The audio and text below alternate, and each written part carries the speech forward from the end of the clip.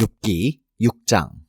아, 내가 겪은 고난을 모두 저울에 달아 볼 수 있고 내가 당하는 고통을 모두 저울에 올릴 수 있다면 틀림없이 바다의 모래보다 더 무거울 것이니 내 말이 거칠었던 것은 이 때문이다.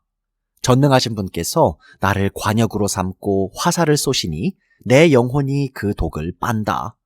하나님이 나를 몰아치셔서 나를 두렵게 하신다. 풀이 있는데 나귀가 울겠느냐? 꼴이 있는데 소가 울겠느냐? 싱거운 음식을 양념도 치지 않고 먹을 수 있겠느냐? 달걀 흰자위를 무슨 맛으로 먹겠느냐? 그런 것들은 생각만 해도 구역질이 난다. 냄새조차도 맡기가 싫다. 누가 내 소망을 이루어 줄까? 하나님이 내 소원을 이루어 주신다면, 하나님이 나를 부수시고 손을 들어 나를 깨트려 주시면 그것이 오히려 내게 위로가 되고, 이렇게 무자비한 고통 속에서도 그것이 오히려 내게 기쁨이 될 것이다. 나는 거룩하신 분의 말씀을 거역하지 않았다. 그러나 내게 무슨 기력이 있어서 더 견뎌내겠으며 얼마나 더 살겠다고 더 버텨내겠는가? 내 기력이 돌의 기력이라도 되느냐? 내 몸이 노쇠라도 되느냐? 나를 도와줄 이도 없지 않느냐? 도움을 구하러 갈 곳도 없지 않느냐? 내가 전능하신 분을 경외하든 말든 내가 이러한 절망 속에서 허덕일 때야말로 친구가 필요한데, 친구라는 것들은 물이 흐르다가도 마르고 말랐다가도 흐르는 개울처럼 미덥지 못하고 배신감만 느끼게 하는구나. 얼음이 녹으면 흙탕물이 흐르고 눈이 녹으면 물이 넘쳐 흐르다가도 날이 더워지면 쉬 마르고 날이 뜨거워지면 흔적조차 없어지고 마는 개울. 물이 줄기를 따라서 굽이쳐 흐르다가도 메마른 땅에 이르면 곧 끊어지고 마는 개울. 대마의 대상들도 물을 찾으려 했고 스바의 행인들도 그 개울에 희망을 걸었지만 그들이 거기에 이르러서는 실망하고 말았다. 그 개울에 물이 흐를 것이라는 기대를 했던 것을 오히려 부끄러워하였다. 너희는 이 개울과 무엇이 다르냐? 너희도 내 몰골을 보고서 두려워서 떨고 있지 않느냐? 내가 너희들어 이거 내놓아라 저거 내놓아라 한 적이 있느냐?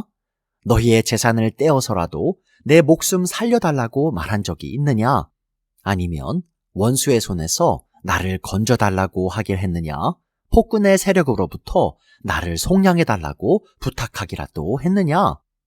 어디 알아듣게 말 좀 해보아라. 내가 귀 기울여 듣겠다. 내 잘못이 무엇인지 말해보아라. 바른 말은 힘이 있는 법이다. 그런데 너희는 정말 무엇을 책망하는 것이냐? 너희는 남의 말 꼬투리나 잡으려는 것이 아니냐? 절망에 빠진 사람의 말이란 바람과 같을 뿐이 아니냐? 너희는 고아라도 제비를 뽑아 노예로 넘기고 이익을 챙길 일이면 친구라도 서슴지 않고 팔아넘길 자들이다. 내 얼굴 좀 보아라. 내가 얼굴을 맞대고 거짓말이야 하겠느냐? 너희는 잘 생각해 보아라. 내가 억울한 일을 당하지 않게 해야 한다. 다시 한 번 더 돌이켜라. 내 정직이 의심받지 않게 해야 한다. 내가 혀를 놀려서 옳지 않은 말을 한 일이라도 있느냐? 내가 입을 벌려서 분별 없이 떠든 일이라도 있느냐? 욥기 7장. 인생이 땅 위에서 산다는 것이 고된 종살이와 다른 것이 무엇이냐? 그의 평생이 품꾼의 나날과 같지 않느냐? 저물기를 몹시 기다리는 종과도 같고 수고한 싹쓸 애타게 바라는 품꾼과도 같다. 내가 바로 그렇게 여러 달을 허탈 속에 보냈다. 괴로운 밤은 꼬리를 물고 이어갔다. 눕기만 하면 언제 깰까? 언제 날이 셀까 마음 졸이며 새벽까지 내내 뒤척거렸구나. 내 몸은 온통 구더기와 먼지로 뒤덮였구나. 피부는 아물었다가도 터져버리는구나. 내 날이 배틀의 북보다 빠르게 지나가니 아무런 소망도 없이 종말을 맞는구나. 내 생명이 한낱 바람임을 기억하여 주십시오. 내가 다시는 좋은 세월을 못 볼 것입니다.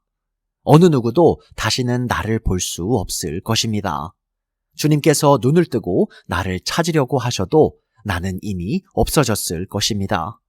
구름이 사라지면 자취도 없는 것처럼 스올로 내려가는 사람도 그와 같아서 다시는 올라올 수 없습니다. 그는 자기 집으로 다시 돌아오지도 못할 것이고 그가 살던 곳에서도 그를 몰라볼 것입니다. 그러나 나는 입을 다물고 있을 수 없습니다.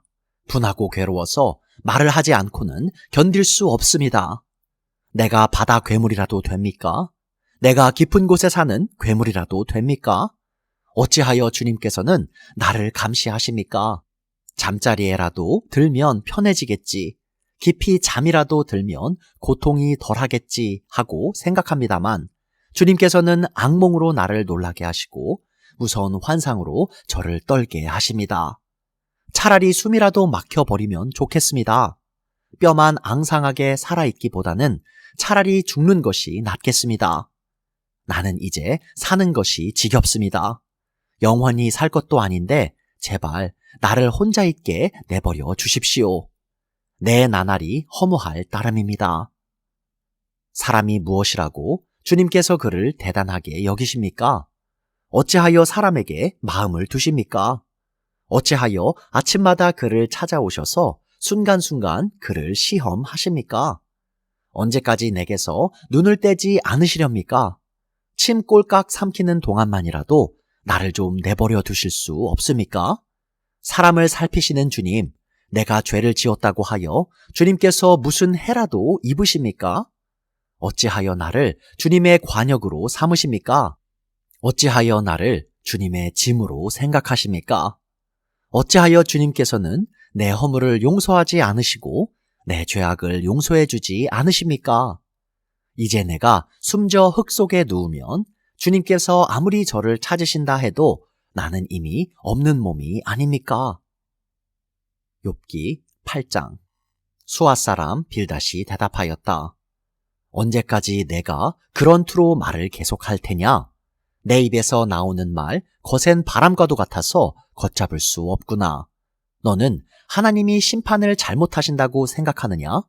전능하신 분께서 공의를 거짓으로 판단하신다고 생각하느냐? 내 자식들이 주님께 죄를 지으면 주님께서 그들을 벌하시는 것은 당연한 일이 아니냐? 그러나 내가 하나님을 간절히 찾으며 전능하신 분께 자비를 구하면 또 내가 정말 깨끗하고 정직하기만 하면 주님께서는 너를 살리시려고 떨치고 일어나셔서 내 경건한 가정을 회복시켜 주실 것이다. 처음에는 보잘것 없겠지만 나중에는 크게 될 것이다. 이제 옛 세대에게 물어보아라. 조상들의 경험으로 배운 진리를 잘 생각해 보아라. 우리는 다만 갓 태어난 사람과 같아서 아는 것이 없으며 땅 위에 사는 우리의 나날도 그림자에 지나지 않는다. 조상들이 내게 가르쳐주며 일러주지 않았느냐? 조상들이 마음에 깨달은 바를 말하지 않았느냐? 늪이 아닌 곳에서 왕골이 어떻게 자라겠으며 물이 없는 곳에서 갈대가 어떻게 크겠느냐? 물이 말라버리면 왕골은 벨 때가 아직 멀었는데도 모두 말라 죽고 만다. 하나님을 잊는 모든 사람의 앞길이 이와 같을 것이며 믿음을 저버린 사람의 소망도 이와 같이 사라져 버릴 것이다. 그런 사람이 믿는 것은 끊어질 줄에 지나지 않으며 의지하는 것은 거미줄에 지나지 않는다. 기대어 살고 있는 집도 오래 서 있지 못하며 굳게 잡고 있는 집도 버티고 서 있지 못할 것이다. 비록 햇빛 속에서 싱싱한 식물과 같이 동산마다 그 가지를 뻗으며 돌무더기 위에까지 그 뿌리가 엉키어서 돌 사이에 뿌리를 내린다고 해도 뿌리가 뽑히면 서 있던 자리마저 나는 너를 본 일이 없다고 모르는 채 할 것이다. 살아서 누리던 즐거움은 이렇게 빨리 지나가고 그 흙에서는 또 다른 식물이 돋아난다. 정말 하나님은 온전한 사람 물리치지 않으시며 악한 사람 손잡아주지 않으신다. 그분께서 내 입을 웃음으로 채워주시면 내 입술은 즐거운 소리를 낼 것이니 너를 미워하는 사람은 부끄러움을 당할 것이며 악인의 장막은 자취도 없이 사라질 것이다. 욥기 9장. 욥이 대답하였다. 그것이 사실이라는 것은 나도 잘 알고 있다. 그러나 사람이 어떻게 하나님 앞에서 의롭다고 주장할 수 있겠느냐? 사람이 하나님과 논쟁을 한다고 해도 그분의 1000마디 말씀에 한마디도 대답하지 못할 것이다. 하나님이 전지전능하시니 그를 거역하고 온전할 사람이 있겠느냐? 아무도 모르는 사이에 산을 옮기시며 진노하셔서 산을 뒤집어 엎기도 하신다. 지진을 일으키시어 땅을 그 밑부리에서 흔드시고 땅을 받치고 있는 기둥들을 흔드신다. 해에게 명령하시어 뜨지 못하게도 하시며 별들을 가두시어 빛을 내지 못하게도 하신다. 어느 누구에게 도움을 받지도 않고 하늘을 펼치시며 바다 괴물의 등을 짓밟으신다. 북두칠성과 삼성을 만드시고 묘성과 남방의 밀실을 만드시며 우리가 측량할 수 없는 큰 일을 하시며 우리가 헤아릴 수 없는 기이한 일을 행하시는 분이시다. 하나님이 내 곁을 지나가신다 해도 볼 수 없으며 내 앞에서 걸으신다 해도 알 수 없다. 그가 가져가신다면 누가 도로 찾을 수 있으며 누가 감히 그에게 왜 그러시냐고 할 수 있겠느냐? 하나님이 진노를 풀지 아니하시면 라합을 돕는 무리도 무릎을 꿇는데 내가 어찌 감히 그분에게 한마디라도 대답할 수 있겠으며 내가 무슨 말로 말대꾸를 할 수 있겠느냐? 비록 내가 옳다 해도 감히 아무 대답도 할 수 없다. 다만 나로서 할 수 있는 일은 나를 심판하실 그분께 은총을 비는 것뿐이다. 비록 그분께서 내가 말하는 것을 허락하신다 해도 내가 부르짖는 소리를 귀 기울여 들으실까?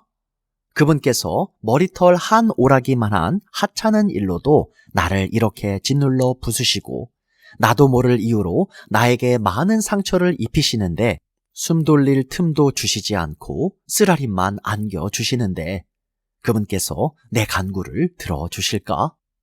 강한 쪽이 그분이신데 힘으로 겨룬다고 한들 어떻게 이기겠으며 재판에 붙인다고 한들 누가 그분을 재판정으로 불러올 수 있겠느냐? 비록 내가 옳다고 하더라도 그분께서 내 입을 시켜서 나를 정죄하실 것이며 비록 내가 흠이 없다고 하더라도 그분께서 나를 틀렸다고 하실 것이다. 비록 내가 흠이 없다고 하더라도 나도 나 자신을 잘 모르겠고 다만 산다는 것이 싫을 뿐이다. 나에게 모든 것이 한 가지로만 여겨진다. 그러므로 나는 그분께서는 흠이 없는 사람이나 악한 사람이나 다 한 가지로 심판하신다 하고 말할 수밖에 없다. 갑작스러운 재앙으로 다들 죽게 되었을 때에도 죄 없는 자마다 재앙을 받는 것을 보시고 비웃으실 것이다. 세상이 악한 권세자의 손에 넘어가도 주님께서 재판관의 눈을 가려서 제대로 판결하지 못하게 하신다. 그렇지 않다고 하면 그렇게 하는 이가 누구란 말이냐? 내 일생이 달리는 경주자보다 더 빨리 지나가므로 좋은 세월을 누릴 겨를이 없습니다. 그 지나가는 것이 갈대 배와 같이 빠르고 먹이를 덮치려고 내려오는 독수리처럼 빠릅니다. 온갖 불평도 잊어버리고 슬픈 얼굴빛을 고쳐서 애써 명랑하게 보이려고 해도 내가 겪는 이 모든 고통이 다만 두렵기만 합니다. 그러나 주님께서 나를 죄 없다고 여기지 않으실 것임을 압니다. 주님께서 나를 정죄하신다면 내가 무엇 때문에 이렇게 애써서 헛된 수고를 해야 합니까?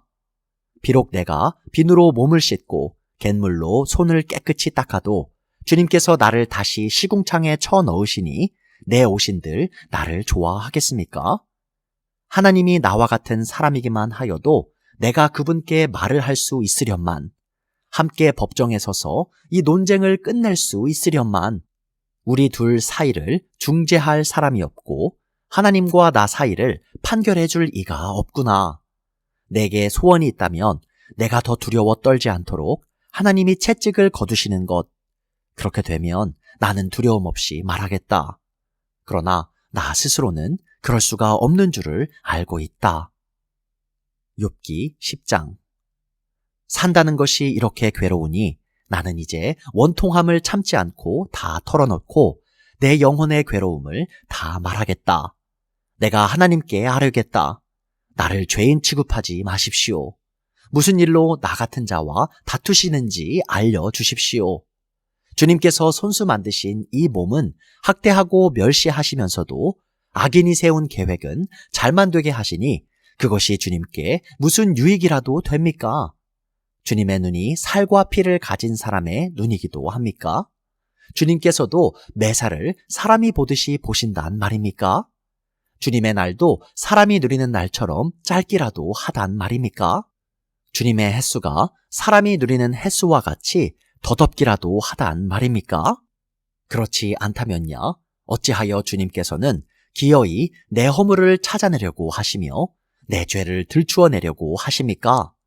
내게 죄가 없다는 것과 주님의 손에서 나를 빼낼 사람이 없다는 것은 주님께서도 아시지 않습니까? 주님께서 손수 나를 빚으시고 지으셨는데 어찌하여 이제 와서 나에게 등을 돌리시고 나를 멸망시키려고 하십니까?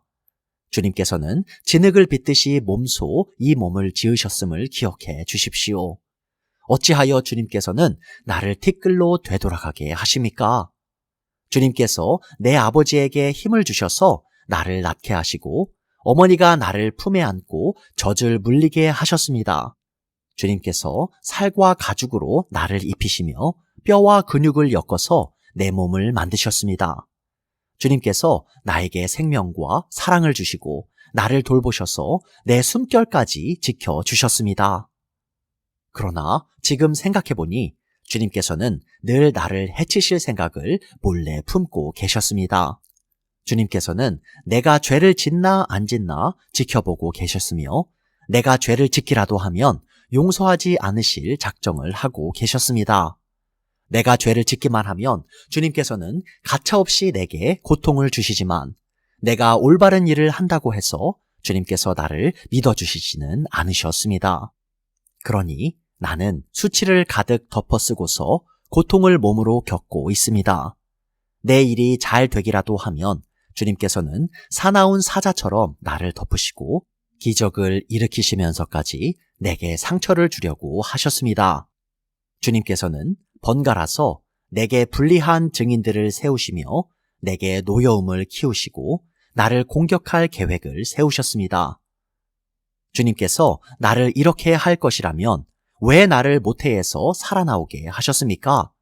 차라리 모태에서 죽어서 사람들의 눈에 띄지나 않았더라면 좋지 않았겠습니까?